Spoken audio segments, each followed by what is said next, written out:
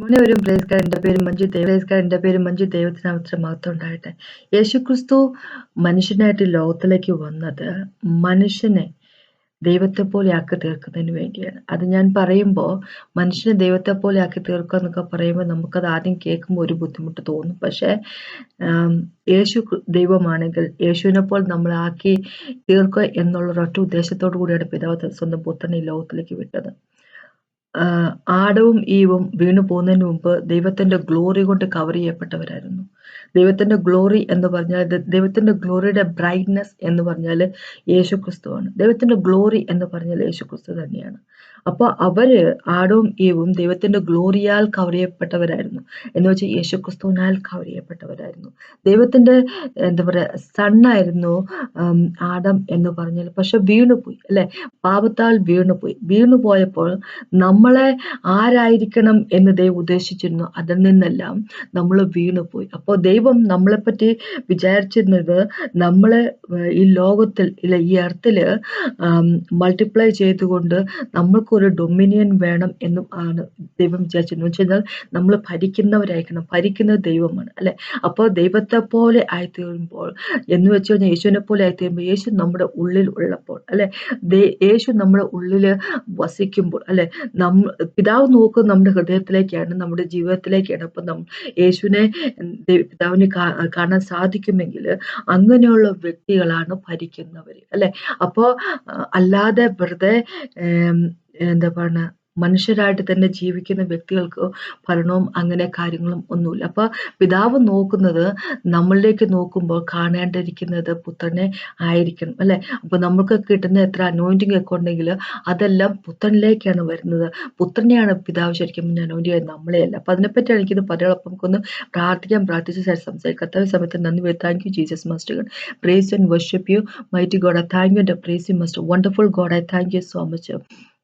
അന്ന് ഞങ്ങളോട് സംസാരിക്കുന്നതായിട്ട് അങ്ങയുടെ വചനത്തിനായിട്ട് നന്ദി പറയുന്നു. അങ്ങയുടെ വചനത്തെ പൊരുൾ തിരിച്ചു തരുന്നതിനായിട്ട് നന്ദി പറയുന്നു. കർത്താവേ, അങ്ങയുടെ മകനെപ്പോൾ ഞങ്ങളെ ആക്കി തീർക്കുന്നതിനായിട്ട് നന്ദി പറയുന്നു. പിതാവ്, thank you Jesus master. Praise you and worship you mighty father. In Jesus name amen. ഇന്ന് സംസാരിക്കണമേ യേശുവിൻ നാമത്തിൽ ആമേൻ. നമുക്കിന്ന് എബ്രായർക്കെഴുതിയ ലേഖനത്തിലേക്ക് പോകാം.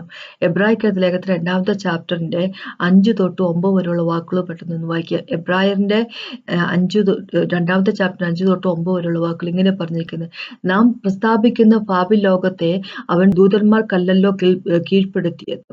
എന്നാൽ മനുഷ്യനെ നീ ഓർക്കേണ്ടതിന് അവൻ മനുഷ്യപുത്രനെ സന്ദർശിക്കേണ്ടതിന് അവൻ എന്തുമാത്രം നീ അവനെ ദൂതന്മാരെക്കാൾ അല്പം മാത്രം താഴ്ത്തി തേജസ്സും ബഹുമാനവും അവനെ അണിയിച്ചിരിക്കുന്നു.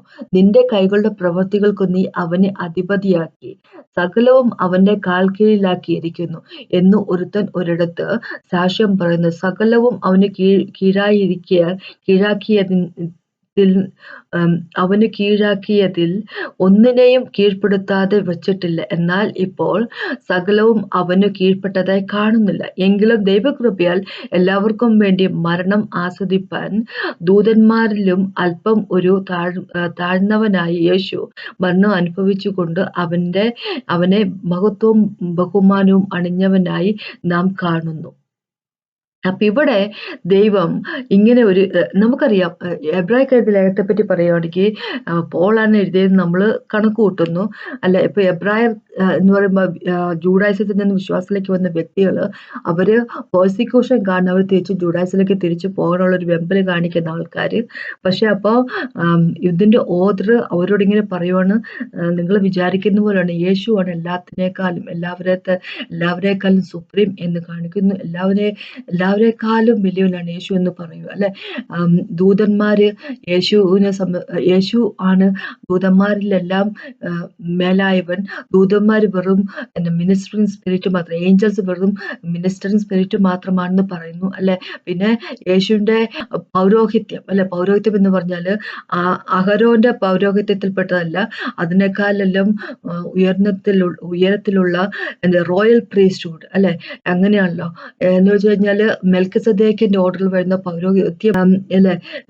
ഈ ചാപ്റ്റർ നമ്മളെടുത്ത് വായിച്ചാൽ നമുക്ക് കാണാൻ പറ്റും യേശു സ്വന്തം രക്തവുമായിട്ട് പിതാവിന്റെ സന്നിധിയിലേക്ക് കയറിയിരിക്കുന്നത്. ഒരു കൊറ്റന്മാരുടെ ഇനി രക്തം കൊണ്ട് ഒരു കാര്യവുമില്ല, അങ്ങനെയൊക്കെയുള്ള കാര്യങ്ങളെല്ലാം പറയുന്നുണ്ട് ഈ ബുക്കിൽ, എബ്രായർക്ക് എഴുതിയ ലേഖനത്തിലല്ലേ. യേശുവാണ് എല്ലാവരെക്കാളും വലുത്. സുപ്രീമസി അല്ലെ, ദൈവത്തിന് സുപ്രീമസിയെ പറ്റി പറയുവാണ്. അപ്പൊ യേശുവാണ് കറക്റ്റ് ആയിട്ടുള്ള ആ മെസ്സിയ അല്ലെ. എന്താ പറയാ, lamb that was lain before the foundation of the earth എന്നെല്ലാം പറഞ്ഞ് അവരെ മനസ്സിലാക്കാൻ വേണ്ടി ശ്രമിച്ചുകൊണ്ടിരിക്കുകയാണ്. അപ്പോൾ അതിനെപ്പറ്റിയല്ല എനിക്ക് പറയുള്ളൂ. ഇപ്പൊ എനിക്കിവിടെ പറയുള്ളതെന്ന് വെച്ചാൽ, നമ്മളിപ്പോ ഇത് വായിക്കുമ്പോൾ ഇവിടെ 8ാമത്തെ സങ്കീർത്തനത്തിനുള്ള ഒരു കോട്ട് പറഞ്ഞിട്ടുണ്ട്. ഇവിടുത്തെ ഈ ഹീബ്രൂസ് എബ്രായർ ലേഖനം എഴുതിയ ആള് എഴുതിയ അപ്പോസ്റ്റലിന് ഇങ്ങനെ എഴുതിയിരിക്കുവായിരുന്നു വെച്ചാല്, 6ാമത്തെ വാക്ക് പറയും, മനുഷ്യൻ നീ ഓർക്കേണ്ടതിന് അവൻ എന്ത് ചെയ്തു, മനുഷ്യപുത്രനെ സന്ദർശിക്കേണ്ടതിന് അവൻ എന്തുമാത്രം. അപ്പൊ 5ാമത്തെ വാക്കൊന്ന് പറയട്ടെ, ഇങ്ങനെ പറഞ്ഞിരിക്കുന്നത്, ഇനി വരാനിരിക്കുന്ന കാലം അവൻ ദൂതന്മാർക്കല്ല കീഴ്പ്പെടുത്തിയിരിക്കുന്നത്, യേശുവിനാണ് കീഴ്പ്പെടുത്തിയിരിക്കുന്നത് അല്ലെ എന്നാണ് പറയുക. അപ്പൊ ഇനി 6ാമത്തെ വാക്ക് പറയുന്നത്, മനുഷ്യനെ നീ കേണ്ടതിന് അവൻ മനുഷ്യപുത്രനെ സന്ദർശിക്കേണ്ടത് അവൻ എന്തുമാത്രം, നീ അവനെ ദൂതന്മാരെക്കാൾ അല്പം മാത്രം താഴ്ത്തി തേജസ്സും ബഹുമാനവും അവനെ അണിയിച്ചിരിക്കുന്നു. നിന്റെ കൈകളുടെ പ്രവൃത്തിക്ക് നീ അവനെ അധിപതിയാക്കി സകലവും അവന്റെ കാൽക്കീഴിലാക്കിയിരിക്കുന്നു. ഒരുവൻ ഒരിടത്ത് സാക്ഷ്യപ്പെടുത്തുന്നു, സകലവും അവന് കീഴാക്കിയതിനാൽ ഒന്നിനെയും കീഴ്പ്പെടുത്താതെ വെച്ചിട്ടില്ല. എന്നാൽ ഇപ്പോൾ സകലവും അവന് കീഴ്പ്പെടുത്തായി കാണുന്നില്ല. അപ്പൊ ഇത് നമ്മൾ ആദ്യം ഒരു പ്രാവശ്യം വായിക്കുമ്പോൾ നമ്മൾ വിചാരിക്കും മനുഷ്യരെ പറ്റിയാ പറയുന്നത്. പക്ഷെ ഇത് ഓദർ പറയുക, എന്നാൽ മനുഷ്യർക്ക് കീഴ്പ്പെട്ടതായി ഒന്നും ഉള്ളതായിട്ട് ഇപ്പൊ നമുക്ക് തോന്നില്ല. ഒന്നും തന്നെ മനുഷ്യർക്ക് കീഴ്പ്പെട്ടാതിരിക്കുന്നില്ല. പക്ഷെ 9ാമത്തെ വാക്കുകൾ, എങ്കിലും ദൈവകൃപയെ എല്ലാവർക്കും വേണ്ടി മരണം ആശ്രയിപ്പാൻ ഭൂതന്മാരിൽ അല്പം ഒരു താഴ്ന്നവനായി യേശു മരണവും അനുഭവിച്ചതുകൊണ്ട് അവന്റെ മഹത്വവും ബഹുമാനവും അണിഞ്ഞവനായി നാം കാണുന്നു അല്ലെ. അപ്പൊ നമുക്കറിയാം, നമ്മൾ ഫിലിപ്പി ലേഖനത്തിലേക്ക് പോകുമ്പോൾ നമുക്കറിയാം യേശുക്രിസ്തു മനുഷ്യനായി തന്നെ താഴ്ത്തിക്കൊണ്ട് ലോകത്തിലേക്ക് വരികയും ക്രോസിലെ അതുപോലത്തെ വളരെ വിഷമകരമായിട്ടുള്ള ഒരു മരണം കൈവരിക്കുകയും ചെയ്തുകൊണ്ട് അത്രയ്ക്കും തന്നെ താഴ്ത്തി അല്ലെ, തന്നെ താഴ്ത്തി ഹമ്പിളാക്കിക്കൊണ്ട് അങ്ങനത്തെ ഒരു മരണം എന്താ പറയാ യേശുക്രിസ്തു സ്വന്തം ഏറ്റെടുത്തത് കൊണ്ട് പിതാവ് യേശുവിനെ എല്ലാവരെക്കാളും മുകളിലാക്കുകയും എല്ലാ നാമത്തെക്കാളും ശ്രേഷ്ഠമായിട്ടുള്ള നാമമായിട്ട് ആക്കിയിട്ട് യേശുവിന്റെ നാമം ആക്കി തീർക്കുകയും ചെയ്തു എന്നുള്ള കാര്യം നമുക്കറിയാം. അപ്പോൾ സകലതും കീഴ്പ്പെട്ടിരിക്കുന്ന യേശുവിനാണ് അല്ലെ. അപ്പോ മനുഷ്യരെ പറ്റിയല്ല ദൈവം ഇവിടെ പറഞ്ഞിരിക്കുന്നത് അല്ലെ, സകലം അവന്റെ കാഴ്ചയിലാക്കിയിരിക്കുന്നു എന്ന് 8ാമത്തെ വാക്ക് പറഞ്ഞതെന്ന് വെച്ചാല് പറയുന്ന മനുഷ്യരെ പറ്റിയല്ല പറഞ്ഞിരിക്കുന്നത്, എന്ന് വെച്ചാൽ യേശുക്രിസ്തുവിന്റെ കാൽക്കീഴിലായിരിക്കുന്നു എന്ന് പറഞ്ഞത്. അപ്പൊ ചിലർക്കെങ്കിലും ഒരു കൺഫ്യൂഷൻ ഉണ്ടാകുന്ന കാര്യം, നമ്മൾ ഉൽപ്പത്തിയിലേക്ക് പോകുമ്പോൾ 21ാമത്തെ ചാപ്റ്റർ 26 തൊട്ട് 28 വരെയുള്ള വാക്കുകൾ വായിക്കുമ്പം ഇങ്ങനെയല്ല പറഞ്ഞിരിക്കുന്നത്. ഉൽപ്പത്തിന്റെ 1 അല്ലെങ്കിൽ ജനസസിന്റെ 1 26 തൊട്ട് 28 വരെയുള്ള വാക്കുകളാക്കി ഇങ്ങനെ പറഞ്ഞിരിക്കുന്നത്, അനന്തരം ദൈവം നാം നമ്മുടെ സ്വരൂപത്തിൽ നമ്മുടെ സാദൃശ്യപ്രകാരം മനുഷ്യനെ ഉണ്ടാക്കുക, അവൻ സമുദ്രത്തിലുള്ള മത്സ്യത്തിന്റെയും ആകാശത്തിലുള്ള സകല പർവ്വജാതികളെയും മൃഗങ്ങളിന്മേലും സർവ്വഭൂമിയിന്മേലും ഭൂമിയിൽ ഇരുന്ന എല്ലാ ജാതികളെയും മേലും വാഴട്ടെ എന്ന് കൽപ്പിച്ചു. അപ്പൊ ഇവിടെ ദൈവം പറയുക, താഴേക്കൂടെ വായിച്ചിട്ട് പറയാം, ഇങ്ങനെ ദൈവം തന്റെ സ്വരൂപത്തിൽ മനുഷ്യനെ സൃഷ്ടിച്ചു, ദൈവത്തിന്റെ സ്വരൂപത്തിൽ അവനെ സൃഷ്ടിച്ചു, ആണും പെണ്ണുമായി അവനെ സൃഷ്ടിച്ചു. ദൈവം അവരെ അനുഗ്രഹിച്ചു, നിങ്ങൾ സന്താന പുഷ്ടിയുള്ളവരായി പെരുകി ഭൂമിയിൽ നിറഞ്ഞ് അതിനെ അടക്കി സമുദ്രത്തിലെ മത്സ്യത്തെയും ആകാശത്തിലെ പർവ്വജാതികളെയും സകല ഭൂചര ജന്തുവിന്മേലും വാഴുവിൻ എന്ന് അവരോട് കൽപ്പിച്ചു. അപ്പം മനുഷ്യരോട് പറഞ്ഞിരിക്കുക, ഈ ഭൂമിയിലുള്ളതിൽ സകലതിന്മേലും വാഴുക എന്ന് പറഞ്ഞിരിക്കുന്നു. പക്ഷെ എബ്രായർക്കെതിരെ ലേഖനത്തിൽ 8ാമത്തെ ചാപ്റ്ററിൽ പറഞ്ഞിരിക്കുന്നു, അത് വാഴുന്നാൾ യേശുക്രിസ്തു എന്ന് പറഞ്ഞിരിക്കുന്നത്. അപ്പൊ എന്താ കൺഫ്യൂഷൻ ഉണ്ടാകുമോ എന്ന് ഒരു ഡൗട്ട് അല്ലെ. മനുഷ്യരോട് ഇവിടെ വാഴുന്നവരായിരിക്കും എന്ന് ദൈവം പറഞ്ഞിരിക്കുന്നു. ഉൽപ്പത്തിന്റെ 1 പറഞ്ഞിരിക്കുന്നു, 1ാമത്തെ ചാപ്റ്ററിന്റെ 26 തൊട്ട് 28 പറഞ്ഞിരിക്കുന്നത് മനുഷ്യരാണ് വാഴുന്നതെന്ന് പറയുന്നു. എബ്രായർക്കെതിരെ ലേഖനത്തിൽ പറഞ്ഞിരിക്കുന്ന 2ാമത്തെ ചാപ്റ്ററിൽ 5 തൊട്ട് 9 വരെ വായിക്കുമ്പോൾ നമുക്ക് ഇങ്ങനെ മനസ്സിലാകുന്നത് യേശുക്രിസ്തുവാണ് വാഴുന്നത്. അപ്പൊ ആരാണ് ശരിക്കും പറഞ്ഞാൽ വാഴുന്നത് അല്ലെ. അപ്പം ഒരു കാര്യം അപ്പോൾ മനസ്സിലാക്കി, ഇവിടെ ദൈവം 26ാമത്തെ വാക്ക് ഇങ്ങനെ പറഞ്ഞിരിക്കുന്നു, ദൈവം അനന്തരം ദൈവം നാം നമ്മുടെ സ്വരൂപത്തിൽ നമ്മുടെ സാദൃശ്യപ്രകാരം മനുഷ്യനെ ഉണ്ടാക്കുക. അപ്പൊ ദൈവത്തിന്റെ സ്വരൂപത്തിൽ ദൈവത്തിന്റെ സാദൃശ്യപ്രകാരമായിരിക്കണം മനുഷ്യരുണ്ടായിരിക്കേണ്ടത് എന്നാണ് പറഞ്ഞിരിക്കുന്നത്. എന്ന് വെച്ചു കഴിഞ്ഞാൽ ദൈവത്തിന്റെ സ്വരൂപം എന്ന് പറഞ്ഞാൽ എബ്രായർക്കെതിരായിട്ട് 1ാമത്തെ ചാപ്റ്ററിൽ പറഞ്ഞിരിക്കുന്നത് ദൈവത്തിന്റെ എക്സ്പ്രസ് ഇമേജ് എന്ന് പറഞ്ഞ യേശുക്രിസ്തുവാണ്. അപ്പൊ യേശുവിന്റെ സ്വരൂപത്തിൽ മനുഷ്യർ എന്ന് പറഞ്ഞിരിക്കുക. എന്ന് വെച്ച് കഴിഞ്ഞാല് ദൈവത്തെ സംബന്ധിച്ചിടത്തോളം മനുഷ്യവർഗം യേശുവിനെ വിശ്വസിക്കുന്ന വ്യക്തികൾ എല്ലാവരും യേശുക്രിസ്തുവിന്റെ സ്വരൂപത്തിൽ യേശുക്രിസ്തുവിനെ പോലെ ആയിരിക്കണം. എന്താ പറയുക, റോമകത്തിലേക്ക് 8ാമത്തെ ചാപ്റ്ററിലേക്ക് പോകുമ്പോൾ അതിനെ പറഞ്ഞിരിക്കുന്നത് അവന്റെ ഇമേജിലേക്ക് നമ്മളെ കൺഫേം ചെയ്യാൻ വേണ്ടിയാണ് ഇരിക്കുന്നത്. അപ്പൊ ഗലാത്യർക്കെതിരെ 3ാമത്തെ ചാപ്റ്ററിൽ പറഞ്ഞിരിക്കുന്നത് എങ്ങനെയാ, യേശുവിന്റെ മരണത്തിലേക്ക് ബാപ്റ്റിസം എടുത്തിരിക്കുന്ന ആൾക്കാർ യേശുവിനെ വസ്ത്രം പോലെ ധരിച്ചിരിക്കുന്നു. എന്ന് വെച്ച് കഴിഞ്ഞാല് അവന്റെ സ്വരൂപത്തിലും അവന്റെ സാദൃശ്യപ്രകാരത്തിലും നമ്മളായിരിക്കും. അതിനായിട്ട് അങ്ങനെയാണ് നമ്മളെ സൃഷ്ടിച്ചിരിക്കുന്നത്, അല്ലെ? യേശുവിന്റെ സ്വരൂപത്തിലും യേശു ദൈവമാണ്. ദൈവത്തിന്റെ സ്വരൂപത്തിലും ദൈവത്തിന്റെ സാദൃശ്യവും, ദൈവത്തിന്റെ സ്വരൂപം ദൈവത്തിന്റെ സാദൃശ്യം എന്ന് പറഞ്ഞാൽ യേശു ക്രിസ്തുവാണ്, അല്ലെ? അപ്പൊ യേശു നമ്മുടെ ഉള്ളിലും യേശുവിനെ നമ്മൾ വസ്ത്രം പോലെ ധരിക്കും, അവനെ പോലെ നമ്മളായിത്തീരും. അങ്ങനെയുള്ള വ്യക്തികളോടാണ് ഇവിടെ എന്താ പറയാ ഭരിക്കുക എന്ന് പറഞ്ഞിരിക്കുന്നത്, അല്ലെ? യേശു തന്റെ ഭരണത്തിനായിട്ട് ഈ ലോകത്തിലേക്ക് വരുമ്പം ഭരിക്കാൻ പോകുന്നത് യേശുവിനെ പോലെ ഇരിക്കുന്ന, യേശുവിന്റെ ഡ്യൂപ്ലിക്കേറ്റുകളായിരിക്കുന്ന വ്യക്തികളാണ് ഭരിക്കാൻ പോകുന്നത്, അല്ലാതെ സാധാരണക്കാരായിട്ടുള്ള വ്യക്തികൾ അല്ല. എന്ന് വെച്ചു കഴിഞ്ഞാല് മാനുഷികമായിട്ട് നമ്മുടെ ജഡത്തിന്റെ സ്വഭാവത്തിൽ നടക്കുന്ന എത്ര വലിയ ക്രിസ്ത്യൻ ആണെന്ന് പറഞ്ഞാല് ആ വ്യക്തികളെ പറ്റിയല്ല ദൈവം പറഞ്ഞിരിക്കുന്നത്, ഭരണത്തെ പറ്റി, അല്ലെ? നമ്മൾക്കിവിടെ ഡൊമിനിയൻ തന്നിരിക്കുമെന്ന് പറയുമ്പോൾ ഇവിടെ ഈ ഉൽപ്പത്തിന്റെ 1ാമത്തെ ചാപ്റ്ററിലും എബ്രായറിന്റെ 2ാമത്തെ ചാപ്റ്ററിലും നമ്മൾ കൺഫ്യൂഷന്റെ കാര്യമില്ല എന്നാണ് ഞാൻ പറയാനുള്ളത്. എന്ന് വെച്ച് കഴിഞ്ഞാല് ദൈവം ഇങ്ങനെയല്ലേ. നമ്മൾ ജോണിലേക്ക് പോകുമ്പോ യോഹന്നാന്റെ സുവിശേഷന്റെ 15ാമത്തെ ചാപ്റ്ററിലേക്ക് പോകുമ്പോൾ യേശു ഇങ്ങനെ പറഞ്ഞിരിക്കുന്നത്, നമ്മൾ മുന്തിരിവള്ളിയുടെ ശാഖകളാണ്, യേശുവാണ് മുന്തിരിവള്ളി, അല്ലെ? അപ്പൊ നമ്മൾ അവനിലും അവൻ നമ്മളിലും വസിക്കണം. യേശു താൻ ചെയ്യുന്ന വർക്കിനെ പറ്റി 14ാമത്തെ ചാപ്റ്ററിന്, ജോണിന്റെ 14ാമത്തെ ചാപ്റ്ററിന് 10ാമത്തെ വാക്ക് ഇങ്ങനെ പറഞ്ഞിരിക്കുന്നത്, യേശു ക്രിസ്തു താൻ ചെയ്ത വർക്ക്, യേശു ചെയ്ത വർക്കിനെ പറ്റി പറയുന്നത് എന്റെ ഉള്ളിൽ വസിക്കുന്ന പിതാവാണ് ചെയ്യുന്നത് എന്ന് വെച്ച് കഴിഞ്ഞാൽ, അപ്പൊ നമുക്കറിയാം. ഒരു കാര്യം കൂടെ പറയട്ടെ, കൊളോസ്യർക്കെഴുതിയ ലേഖനത്തിൽ ഇങ്ങനെ പറഞ്ഞിരിക്കുന്നത് 2ാമത്തെ ചാപ്റ്റർ 9ാമത്തെ വാക്കിൽ യേശുവില് ഫുൾനെസ് ഓഫ് ഗോഡ് ഹെഡ് ഉണ്ട്, പിതാവ് കൊണ്ട്, എന്താ പറയാ, പുത്രനും ഉണ്ട്, പിന്നെ പരിശുദ്ധാത്മാവിന്റെ കംപ്ലീഷൻ, അല്ലെ? കംപ്ലീറ്റ് ആണ്, ഫുൾനെസ് ആണ് യേശുവിൽ ഉള്ളത്. എന്ന് വെച്ച് കഴിഞ്ഞാല് തന്റെ ഉള്ളിൽ ഉള്ള ദൈവം പിതാവാണ് വർക്ക് ചെയ്യുന്നത് എന്ന് യേശു പറയുക. അപ്പോ അങ്ങനെയാകുമ്പോൾ നമ്മുടെ ഉള്ളില് നമ്മളെന്ത് വർക്കുകൾ ചെയ്യണമെങ്കിൽ, അല്ലെ, ദൈവത്തിന് വേണ്ടി എന്തെങ്കിലും വർക്കൊക്കെ ചെയ്യണമെങ്കിൽ നമ്മുടെ ഉള്ളിലുള്ള യേശുവാണ്. യേശു എന്ന് പറയുമ്പോൾ ഹോളി സ്പിരിറ്റ് ഗോഡ് യേശുവിന്റെ അൺലിമിറ്റഡ് ഫോമാണ്, അല്ലെ? അപ്പം യേശുവാണ് നമ്മൾ വഴി വർക്ക് ചെയ്യുന്നത്, നമ്മളല്ല വർക്ക് ചെയ്യുന്നത്, അല്ലെ? അപ്പൊ ഏതെങ്കിലുമൊക്കെ ദൈവം നമ്മളെ അനോയിന്റ് ചെയ്യുമ്പോൾ, ശരിക്കും പറഞ്ഞാൽ ആ അനോയിന്റ് അഭിഷേകം ചെയ്യുമ്പോൾ അഭിഷേകം വരുന്നത് നമ്മളിലേക്കല്ല വരുന്നത്, യേശുവിലേക്കാണ് വരുന്നത്, അഭിഷേകം വരുന്നത്. അതെപ്പോഴും മനസ്സിലാക്കുക. നമ്മളല്ല അഭിഷേകം ഉള്ള വ്യക്തികളായിരിക്കും. നമ്മുടെ ഉള്ളിൽ എത്രമാത്രം യേശു ഉണ്ടോ, അല്ലെ? നമ്മുടെ ഉള്ളിൽ എത്രമാത്രം നമ്മൾ എത്രമാത്രം ട്രാൻസ്ഫോംഡ് ആണോ യേശുവിന്റെ സ്വഭാവത്തിൽ, യേശുവിനെ പോലെ യേശുവിലേക്ക് നമ്മൾ ട്രാൻസ്ഫോംഡ് ആണോ, അതിലാണ് നമ്മൾ അനോയിന്റിങ് വരുന്നത്. നമ്മളുടെ പൊക്കത്തിൽ, മനുഷ്യന്റെ പൊക്കത്തിലേക്ക്, മനുഷ്യനിലേക്ക് അനോയിന്റിങ് വന്നു കഴിഞ്ഞാല് ഒന്നാമത്തെ കാര്യം മനസ്സിലാക്കുക, നമ്മുടെ എന്താ പറയാ സോൾ ഇപ്പൊ പോലും കംപ്ലീറ്റ് ആയിട്ട് എന്താ പറയുക രക്ഷ പ്രാപിച്ചിട്ടില്ല. സോൾ ഓരോ ദിവസം ചെല്ലുന്തോറും, അല്ലെ, നമ്മുടെ പ്രാണൻ ഓരോ ദിവസം ചെല്ലുന്തോറും രക്ഷ പ്രാപിച്ചുകൊണ്ടിരിക്കുന്നതേ ഉള്ളൂ, അല്ലെ?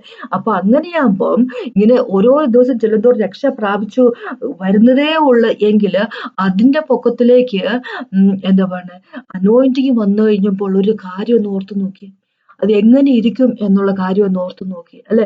പകുതി അല്ലെങ്കിൽ മുക്കാലും സ്വഭാവം നമ്മുടെ സോളിന്റെ സ്വഭാവം എന്ന് പറഞ്ഞാല് നമ്മുടെ പഴയ സ്വഭാവം, നമ്മുടെ ജഡത്തിന്റെ സ്വഭാവമാണ്. പക്ഷെ ആ അനോയിന്റിങ് വരുന്നത് പുതിയതായിട്ട് സൃഷ്ടിക്കപ്പെട്ടിരിക്കുന്ന നമ്മുടെ ഉള്ളിലുള്ള ആ വ്യക്തിയിലേക്ക് വരുന്നത്. ആ വ്യക്തി സൃഷ്ടിക്കപ്പെട്ടിരിക്കുന്നത് യേശുവിനെ പോലെയാണ്. നമ്മുടെ ഉള്ളിലുള്ള പുതിയതായിട്ട് വീണ്ടും ജന്മം പ്രാപിച്ചെന്ന് പറയുമ്പോൾ ഒരു പുതിയ വ്യക്തിയെ ദൈവം സൃഷ്ടിച്ചിരിക്കുകയാണ്, നമ്മുടെ സ്പിരിറ്റിനെ, അല്ലെ, സൃഷ്ടിച്ചിരിക്കുകയാണ്.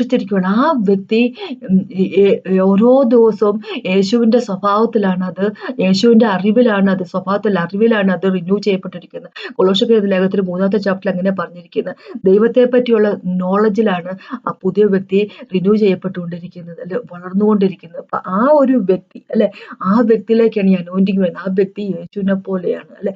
ദിവസം പ്രതി എന്താ പറയുക സ്വഭാവം എന്താ പറയുക യേശുവിനെ പോലെ ആയിപ്പോയി നടന്നുകൊണ്ടിരിക്കുന്നു. 1 ജോണിന്റെ അകത്ത് 3 ചാപ്റ്ററിൽ ഇങ്ങനെയാ പറഞ്ഞിരിക്കുന്നത്, എന്തൊരു സ്നേഹമാണ് ദൈവം നമ്മളിലേക്ക് ചൊരിഞ്ഞിരിക്കുന്നത്. ഇന്ന് നമ്മൾ ദൈവത്തിന്റെ മക്കളാണ്. പക്ഷേ നമ്മള് യേശുക്രിസ്തു വരുമ്പോ അവനെ പോലെയാവും അല്ലെ. ഫിലിപ്പിയർക്കെഴുതിയ ലേഖനത്തിൽ 1 ചാപ്റ്റർ അത് തന്നെ പറഞ്ഞിരിക്കുന്നത്. 6 വാക്യം പറഞ്ഞിരിക്കുന്നത്, യേശു വരുമ്പോഴേക്കും പിതാവ് ഓൾറെഡി ഒരു വർക്ക് നമ്മുടെ ഉള്ളിൽ സ്റ്റാർട്ട് ചെയ്തിരിക്കുന്നു. അപ്പൊ യേശു വരുമ്പോഴേക്കും അത് ദൈവം നിവൃത്തിയാകും, കംപ്ലീറ്റ് ആകും. അപ്പൊ അത് എന്ത് വർക്കാ ദൈവം സ്റ്റാർട്ട് ചെയ്യുന്നത്? നമ്മൾ യേശുവിനെ പോലെ ആക്കി തീർക്കുന്നതിന് വേണ്ടി. അപ്പൊ ഭരിക്കുക എന്ന് ദൈവം പറഞ്ഞിരിക്കുന്നത് സാധാരണക്കാരായിട്ടുള്ള ഉം, ഈ പാപികളായിരിക്കുന്ന അല്ലെങ്കിൽ കംപ്ലീറ്റ് ട്രാൻസ്ഫോംഡ് ആകില്ലാത്ത മനുഷ്യനെ പറ്റി അല്ല പറഞ്ഞിരിക്കുന്നത്. ഒരിക്കൽ പോലും നല്ല ക്രിസ്ത്യൻ ആയിരിക്കാനല്ല ദൈവം നമ്മളെ വിളിച്ചിരിക്കുന്നത്. യേശുവിനെ പോലെ ആയിത്തീരുന്നതിന് വേണ്ടിയാണ് നമ്മളെ വിളിച്ചിരിക്കുന്നത്. അപ്പൊ അങ്ങനെ ഇവിടെ ഉൽപ്പത്തിന് 1 പറഞ്ഞിരിക്കുന്നത് ഭരിക്കുക എന്ന് പറഞ്ഞു അല്ലെ, ഡൊമിനിയൻ ഉണ്ടാകുക അല്ലെ. ദൈവം അവരെ അനുഗ്രഹിച്ചു, നിങ്ങൾ സന്താനപുഷ്ടമുള്ളവരെ പെരുകി ഭൂമിയിൽ നിറഞ്ഞ് അതിനെ അടക്കി സമുദ്രത്തിലെ മത്സ്യത്തിനെയും ആകാശത്തിലെ പർവ്വജാതിയെയും സകല ഭൂചര ജന്തുവിന്മേലും വാഴുവിൻ എന്ന് പറഞ്ഞിരിക്കുന്ന വാഴുക എന്ന് പറഞ്ഞിരിക്കും. വാഴുന്നത് നമ്മളല്ല, യേശുവാണ് നമ്മൾ വഴി എന്നുള്ള കാര്യം എപ്പോഴും മനസ്സിലാക്കുക. എത്രമാത്രം അവൻ നമ്മുടെ ഉള്ളിലുണ്ട് അല്ലെ. യേശുവാണ് നമ്മൾ വഴി വാഴുന്നത്. സകല അനോയിന്റിങ് വരുന്നത് യേശുവിന്റെ പൊക്കത്തെന്ന് എപ്പോഴും മനസ്സിലാക്കിയിരിക്കുക അല്ലെ. അപ്പൊ നമ്മള് പിതാവ് നോക്കുമ്പോൾ നമ്മുടെ ഉള്ളിൽ കാണേണ്ടത് യേശുക്രിസ്തുവിനെ മാത്രമാണ്. യേശുവിനെ അല്ല നമ്മളുടെ ഉള്ളിൽ കാണുന്നതെങ്കിൽ അപകടമാണത്. എന്ന് വെച്ച് കഴിഞ്ഞാൽ പിതാവിന് നമ്മളെ സ്വീകരിക്കാൻ സാധിക്കത്തില്ല. പുത്രനേക്കാളും കുറഞ്ഞത് ഒന്നും ദൈവം അക്സെപ്റ്റ് ചെയ്യത്തില്ലെന്ന് ചുരുക്കം അല്ലെ. പുത്രന്റെ പെർഫെക്ഷനേക്കാളും കുറവായിട്ടുള്ള ഒരു പെർഫെക്ഷൻ ദൈവം അക്സെപ്റ്റ് ചെയ്യത്തില്ല. മനുഷ്യവർഗത്തിന്റെ പെർഫെക്ഷൻ, മനുഷ്യവർഗത്തിന്റെ സ്വഭാവം ദൈവത്തിന് സ്വീകാര്യമല്ല. കാരണം മനുഷ്യന്റെ മനസ്സെന്ന് പറഞ്ഞു കഴിഞ്ഞാല് ഏറ്റവും വിക്കഡ് ആയിട്ടുള്ളതാണ് എന്നാണ് ദൈവം പറയുന്നത്, നമ്മളോട് പറഞ്ഞിരിക്കുന്നത് അല്ലെ. മനുഷ്യന്റെ ഹൃദയം എന്ന് പറഞ്ഞ് ഏറ്റവും കാപട്യമുള്ളതും പൈശാചികമായിട്ടുള്ളത് ഏറ്റവും ഈവിൾ ആയിട്ടുള്ള കാര്യമാണ് അല്ലെ. പക്ഷെ അതേ മനുഷ്യരുടെ ഉള്ളിലേക്ക് യേശുക്രിസ്തു വന്നു കഴിയുമ്പോൾ, യേശുക്രിസ്തു ജീവിക്കാൻ തുടങ്ങുമ്പോൾ, നമ്മൾ യേശുവിനെ പോലെ ആയിത്തീരുമ്പോൾ അത് നമ്മൾ യേശുവിനെ പോലെ ആയിത്തീരുക തന്നെ അവന്റെ സ്വഭാവത്തിലേക്ക്, അവന്റെ പെർഫെക്ഷനിലേക്ക്, അവന്റെ ബ്യൂട്ടിയിലേക്ക് മാറിത്തീരുക ചെയ്യുന്നു. അങ്ങനെയുള്ള വ്യക്തികളെയാണ് ദൈവത്തിന് വേണ്ടത് അല്ലെ. വളരെ കുറച്ച് റെമനന്റേ ദൈവത്തിന്റെ ഒപ്പം ഉണ്ടായിരിക്കത്തുള്ളൂ എപ്പോഴും മനസ്സിലാക്കും. അപ്പൊ നമ്മള് എപ്പോഴും മനസ്സിലാക്കേണ്ട കാര്യം ഇതാണ്, നമ്മൾക്ക് യേശുവിനെ പോലെ ആയിത്തീരണം. എങ്കിൽ മാത്രമേ ഉള്ളൂ നമ്മുടെ ജീവിതം, നമ്മുടെ സാൽവേഷൻ നമുക്ക് കിട്ടത്തുള്ളൂ. അല്ലെങ്കിൽ വളരെയധികം കഷ്ടപ്പാടാണ്. അതിനെപ്പറ്റിയാണ് എനിക്ക് പറയാനുള്ളത്. നമുക്കൊന്ന് പ്രാർത്ഥിക്കാം. കർത്താവ് സമയത്ത് നന്ദി പറയും. താങ്ക് യു ജീസസ് മാസ്റ്റർ, അങ്ങയുടെ കൃപയ്ക്കായിട്ട് നന്ദി പറയും. Thank you so much master. അങ്ങനെ പോലെ ഞങ്ങളെ ആക്കി തീർക്കണം എന്ന് അപേക്ഷിക്കുന്നു. യേശുവിൻ നാമത്തിൽ ആമേൻ. ഇന്ന് കേട്ടതിന് നന്ദി. ദൈവത്തിന് മാത്രം ഉണ്ടാകട്ടെ.